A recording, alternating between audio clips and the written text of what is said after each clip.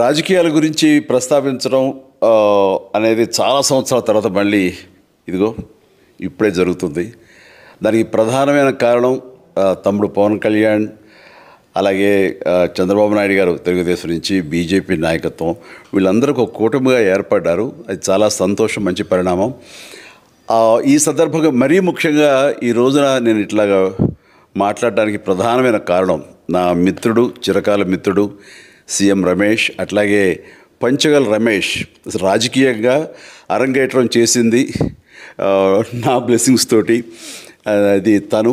అలాంటి Panchagal Ramesh and CM Ramesh గారు వీరు నాకు కావలసిన వాళ్ళు ఇద్దరు కూడాను అనకాపల్లి కాన్స్టిట్యున్సీలో ఎంపీ క్యాండిడేట్గా, అలాగే పెందుర్తి ఎమ్మెల్యే క్యాండిడేట్గా వీరు నిలబడటం అన్నది నాకు చాలా సంతోషంగా ఉంది. ఎందుకంటే ఇద్దరు చాలా మంచి వాళ్ళే కాకుండా సమర్థవంతులు.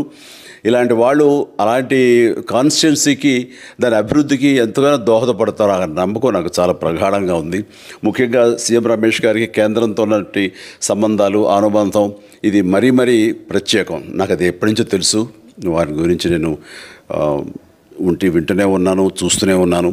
అండ్ ముఖ్యంగా ఆ కాన్స్టిట్యున్సీ, అనకాపల్లి కాన్స్టిట్యున్సీ అభివృద్ధికి ఈయన పరిచయాలు, కేంద్రంతో ఈయనకున్న సత్సంబంధాలు ఎంతో ఉపయోగపడతాయి. తద్వారా రమేష్ అలాగే మిగతా ఎమ్మెల్యేలు అందరూ కూడా ఎవరైతే అభివృద్ధి చేయాలి ఆయా ఎమ్మెల్యే నియోజకవర్గాలు అనుకున్నారో అవన్నీ కూడా సజావుగా సాగిపోతాయి అంటానికి దాని వెనకాల సీఎం గారి కృషి డెఫినెట్గా ఉంటుందంటే ఎలాంటి సందేహం లేదు.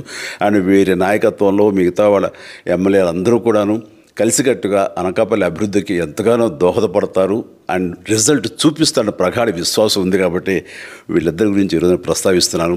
మీ అందరి ఆశీస్సులు వీళ్ళకి ఉంటాయని ప్రగాఢంగా నమ్ముతూ సెలవు తీసుకుంటున్నాను. ప్లీజ్ వారిని గెలిపించండి.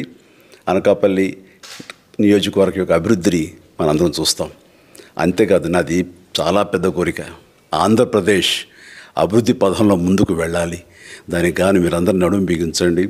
మీరందరూ కూడాను ఇలాంటి వారికి ఓటు వేసి మీరు గెలిపించి అన్ని రకాలుగాను మీ యొక్క ఆశీస్సులు వీళ్ళకు ఉన్నాయి అన్న భావాన్ని మా అందరికీ, ఆ నమ్మకాన్ని మాకు కలిగించండి. జై హింద్.